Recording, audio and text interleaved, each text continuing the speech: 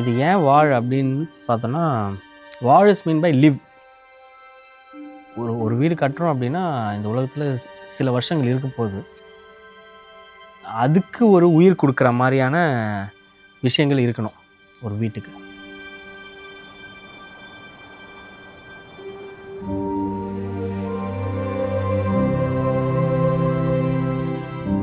முன்ன காலத்தில் வந்து வெறும் மண்ணை வச்சு நம்ம செவுரு கட்டியிருந்தோம்.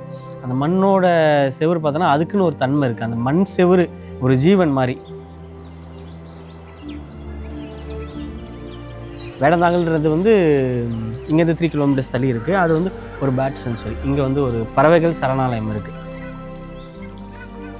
ஒரு ஏர் கண்டிஷன் ரூம்லேயே வாழ்ந்துட்டு நெக்ஸ்ட் இங்கே கோவிட் டைமில் ஒர்க் ஃப்ரம் ஹோம் சென்னையில் இருக்க முடியாத சுச்சுவேஷனால் இங்கே வராங்க. இங்கே இருக்க வில்லேஜ், இங்கே இருக்க பீப்புள், இங்கே இருக்க ஓப்பன்னஸ் வந்து தே லைக். இந்த எமோஷனோடு அவர் இவ்வளோ வருஷம் வாழ்ந்திருக்காரு. ஆனால் அவர் வாழ்ந்த இடம் வேறு, அவரோட வாழ்க்கை முறை வேறையாக இருக்குது. அவருக்கு வந்து ஒரு ஓப்பன் ஸ்பேஸ் தான் கொடுக்கணும். But the side is very small. Then the front portion has to be a பக்கத்து வீடு எப்படி இருக்கோ அதே மாதிரி தான் இருக்கணும். முன்ன காலத்துலலாம் அப்படி தான் டிசைன் பிளானிங்கே அப்படி தான் இருந்தது. நம்ம வீட்டு கதவு திறந்தாலே டைனிங் ஸ்பேஸ் தான் இருக்கும், சாப்பிட்ற இடம் தான் இருக்கும், சாப்பிடுவாங்க தெரியும். திண்ணையில் எப்போவுமே தண்ணி கூட இருக்கும். ரோட் வியூ, இது லான், திண்ணை, டைனிங், இது எல்லாமே ஒரே சிங்குலர் வியூவாக இருக்கணும் அப்படின்னு. ஒரு பப்ளிக் ஜோன் அந்த ப்ரைவேட் ஜோன். லிவிங் இஸ் ஒரு பப்ளிக் வந்து இன்ட்ராக்ட் பண்ணுற மாதிரி, மீதி ரூம்ஸ் எல்லாம் ப்ரைவேட்டாக இருக்க மாதிரி ஜோன் பிளான் பண்ணும். இதுதான் அந்த central space. 500 square feet chimney. ஒரு ஹீட் ஏர்லாம் மேலே போகிற, ஒரு கோல்ட் ஏர் கீழே ட்ராவல் ஆகிற ஒரு சிம்னினே சொல்லலாம். It creates a organic form. It uses also a staircase. Building ஸ்டார்டிங்லேருந்து இந்த லிவிங் ஸ்டார்ட் ஆனதுலேருந்து இந்த பெட்ரூம் வரைக்கும் அந்த கர்வ் ட்ராவல் ஆகிட்டே இருக்கணும்.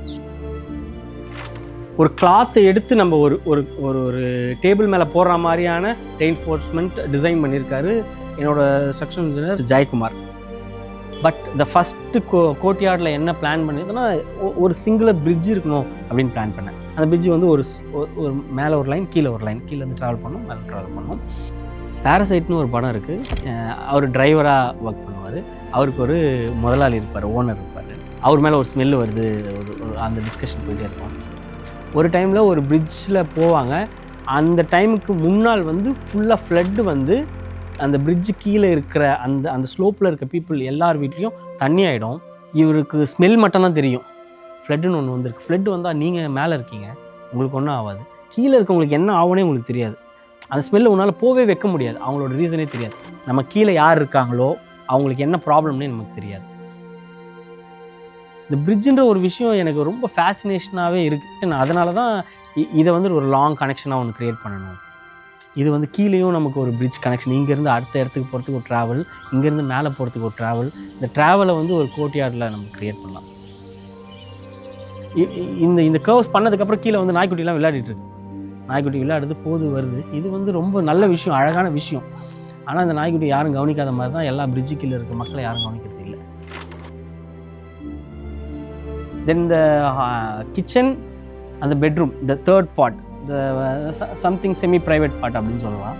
நம்மளோட அந்த ப்ரைவேட் ஜோன் மட்டும் ஈவினிங் டைம் மேலே ஒரு சைலண்ட் இருக்கும் பாருங்கள், அந்த ஒரு ஃபீலிங் இருக்கும். அந்த கடைசி பெட்ரூம் மட்டும். How the client accept this அப்படின்னு கேட்குறீங்க. நம்ம ஒரு பெரிய ஆர்ட் பண்ணலாம், பெயிண்டிங் இருக்கலாம், இல்லை ஒரு ஸ்கல்ப்சர் இருக்கலாம். அது ஒரு ஆர்டிஸ்ட் பண்ணுறதை விட அதை ஒரு ஆள் ஒரு பர்சன் போய் வாங்குறாங்க இல்லையா, நம்மளை விட அந்த விஷயத்தை அவங்க அதிகமாக ரசிக்கணும். ஃபுல்லாக இங்கே இருக்கிறது மட்வால். அந்த மட்வாலில் நீங்கள் ஜென்ரலாக வில்லேஜில் இருந்தால் தெரியும், மண்ணுக்கே ஒரு வாசனை இருக்குது. மழை பெஞ்சால் ஒரு வாசனை இருக்கும். இந்த வீடே மண்ணில் கட்டினது. மழை பெஞ்சால் வீடு வந்து அவ்வளோ சாட்டிஸ்ஃபையிங் ஸ்மெல் கிடைக்கும். மற்றதெல்லாம் விட இந்த ஆர்கிடெக்சர் மட்டும் நம்ம எப்படி ஏன் ஸ்பெஷலாக நினைக்கிறேன் அப்படின்னு நம்ம பார்த்தோன்னா, ஒரு இன்ஃபர்மேஷன் டைமை தாண்டி ட்ராவல் பண்ணுது. ஒரு ஸ்டோரியே சொல்லணும்னு நினைக்கிறேன். பட் இங்கே இருக்கிற லொக்காலிட்டி, இங்கே இருக்க ஸ்பேஸ்லாம் பார்க்கும்போது அப்போவே டிசைட் பண்ணிட்டேன், இவங்க யாருக்கும் நம்ம டிஸ்டர்ப் பண்ணக்கூடாது. வீடு இவங்களுக்கு மட்டும் கட்டக்கூடாது, இந்த தெருக்கும் சேர்த்து அந்த வீடு கட்டக்கூடாது. இப்போ வந்து டிசைட் பண்ணது வந்து மெட்டீரியல் தான் மெயின். ஒரு பீப்புளோட direct connection is the material. இந்த மட்வால் கட்டும் போது இங்கே ஒரு தாத்தா இருக்கார். அவர் வந்து என்ன சொன்னார்னா, ஏன்னா தம்பி இவ்வளோ படிச்சுட்டு வந்து நாங்கள் கட்டினது தான் கட்டிட்டு இருக்கீங்களா அப்படின்னு கேட்டு போகிறார். But that is a success. நான் இப்போ ஒரு கிரானைட் போட்டால் அவர் அதே மாதிரி தொடாமல் கூட இருக்கலாம். அவருக்கு அந்த ஒரு இன்ஃபீரியாரிட்டி காம்ப்ளெக்ஸ் க்ரியேட் பண்ணியிருக்கலாம். பட் இந்த வால் பண்ணும்போது அவர் சொன்னது ரொம்ப சந்தோஷமான விஷயம். அவங்க இந்த வீட்டோட அவ்வளோ கனெக்ட் பண்ணுறாங்க. இந்த ப்ராஜெக்டை இன்ட்ரோடியூஸ் பண்ணுங்க. வாலோட மீனிங்